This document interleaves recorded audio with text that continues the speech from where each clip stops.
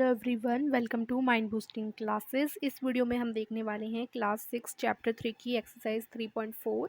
उससे पहले अगर आपने अभी तक हमारे चैनल को सब्सक्राइब नहीं किया तो ज़रूर सब्सक्राइब करिए। क्वेश्चन नंबर 1 देख लेते हैं सबसे पहले। तो इसमें आपको कॉमन फैक्टर्स बताने हैं 20, 28 के, 15, 25, 35, 50 और 56 और 120 के।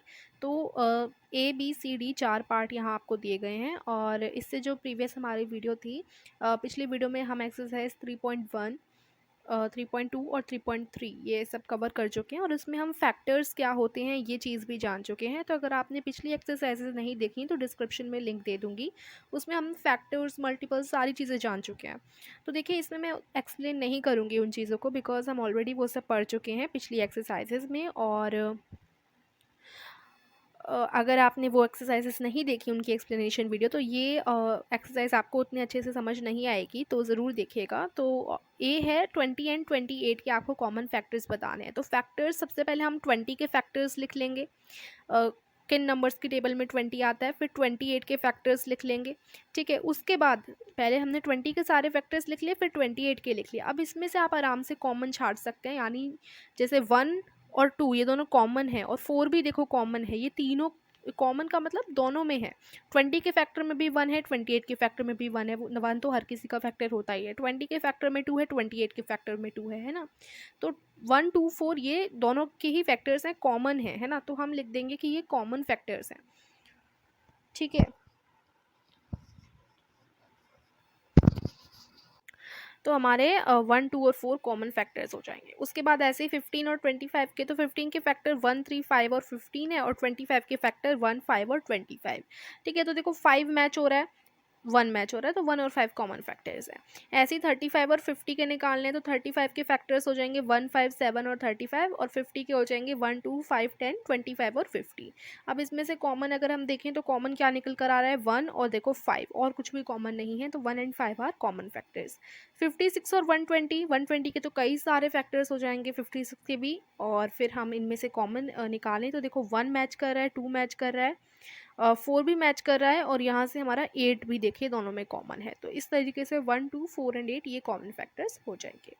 क्वेश्चन 2 सेम वही है, आपको इस बार 3 नंबर्स के कॉमन फैक्टर्स निकालने हैं। तो सबसे पहले सभी के फैक्टर निकालो, 4, 8 और 12 के। तो 4 के फैक्टर 1, 2, 4, 8 के 1, 2, 4, 8, 12 के 1, 2, 3, 4, 6 और 12। अब इसमें से कॉमन हम इजीली देख सकते हैं, जो कि है 1, 2 एंड 4, ठीक है। सो अब 5, 15 और 25 के कॉमन फैक्टर हो जाएंगे 1, एंड देन 5 भी हो जाएगा, 1 एंड 5 ये दो कॉमन फैक्टर्स हो जाएंगे। एंड देन अगर हम बात करें क्वेश्चन नंबर 3 की, तो इसमें आपको फर्स्ट 3 कॉमन मल्टीपल्स निकालने हैं। यहाँ मल्टीपल्स की बात हो रही है, ध्यान रखिए। मल्टीपल यानी उस नंबर का टेबल। 6 के मल्टीपल 6 इंटू 1 6, 6 एक मल्टीपल हो गया 6 का, 6 इंटू 2 12, 12 एक मल्टीपल हो गया 6 का, 6 इंटू 3 18, 18 मल्टीपल हो गया 6 का। तो ये मल्टीपल्स होते हैं।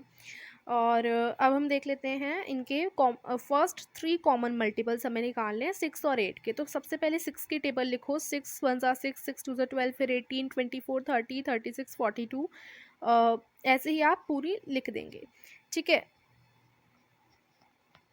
और यहाँ पर ना 28 गलत लिख दिया, यहाँ 48 होगा, 48, 54, 60, 72 ऐसे आप पूरी लिख देंगे।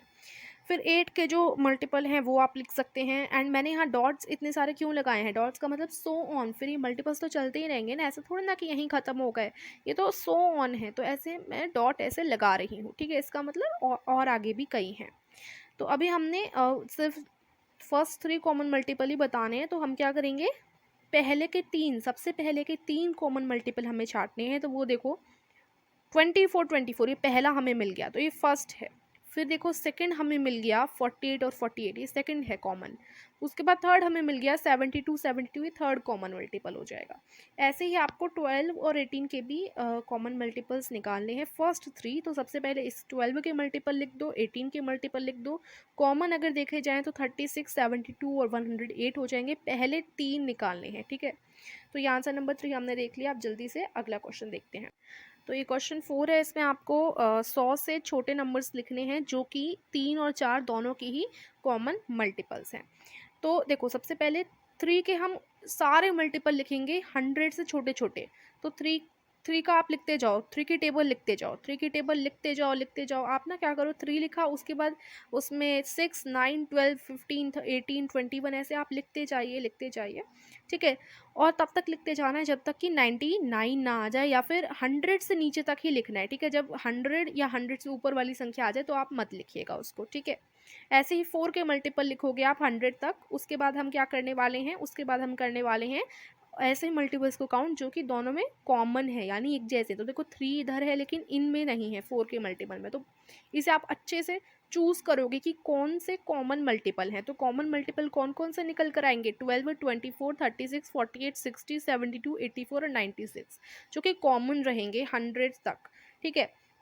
तो ये क्वेश्चन नंबर 4 का आंसर हो जाएगा। क्वेश्चन नंबर 5 में आपको बताना है कौन से कोप्राइम हैं। तो कोप्राइम के लिए मैंने अलग से सेपरेट वीडियो बना रखी है, व्हाट आर कोप्राइम नंबर। फिर भी हम इस वीडियो में जानने ही वाले हैं कि कोप्राइम क्या होते हैं। तो 18 और 35 क्या ये दोनों कोप्राइम है? इन्हें निकालने के लिए सबसे पहले आप 18 के फैक्टर लिखो और फिर 35 के फैक्टर लिखो। अब इन फैक्टर में जो कॉमन फैक्टर है वो सिर्फ 1 आना चाहिए, जो कॉमन फैक्टर है वो सिर्फ 1 आना चाहिए। तो वही हमारा क्या होता है, ऐसे नंबर जिनका कॉमन फैक्टर सिर्फ और सिर्फ 1 हो, वो नंबर हमारे क्या होते हैं, कोप्राइम नंबर्स होते हैं। क्योंकि इन दोनों का सिर्फ 1 ही कॉमन फैक्टर है, 1, ठीक है, इसलिए ये कोप्राइम नंबर्स कहलाएंगे। एक कॉमन फैक्टर होना चाहिए और वो एक कॉमन फैक्टर भी 1 होना चाहिए। ओके, आई होप समझ गए होंगे। अब आपको बताना है कि 15 और 37 कोप्राइम नंबर्स हैं कि नहीं है। तो देखो 18 और 35 तो हो गए क्योंकि उनका सिर्फ 1 ही कॉमन फैक्टर था, इसलिए ये तो है कॉमन फैक्टर। अब 15 और 37 की बात करें तो 15 के फैक्टर्स 1, 3, 5 और 15 हो गए, और 37 के तो सिर्फ 2 ही हैं, 1 और 37।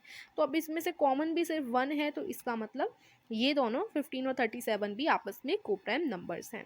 ऐसे ही आप निकालेंगे इन सभी का 30 और 415 का, लेकिन यहाँ आपको मिलेंगे इनके 2 कॉमन फैक्टर। इसका मतलब ये कोप्राइम नंबर्स नहीं होंगे, they are not coprime numbers, क्योंकि इनका 1 से ज़्यादा, मोर देन 1 कॉमन फैक्टर है, इसी वजह से।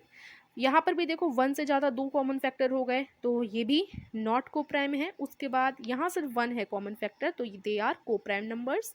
उसके बाद इधर अगर आप 81 और 16 का देखें तो यहाँ पर भी 1 आ रहा है, that's why they are coprime numbers.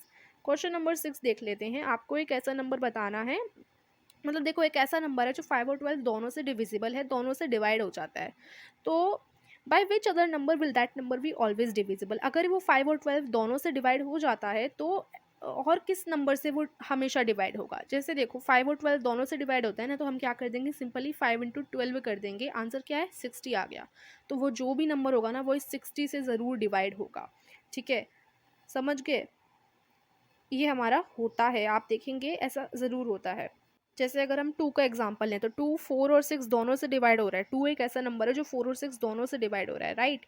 तो अब देखो अगर आप 4 इंटू 6 करोगे ना तो 4 इंटू 6 कितने हो जाते हैं, 24 हो जाते हैं। तो ये नंबर 2 24 से भी डिवाइड होता है ना।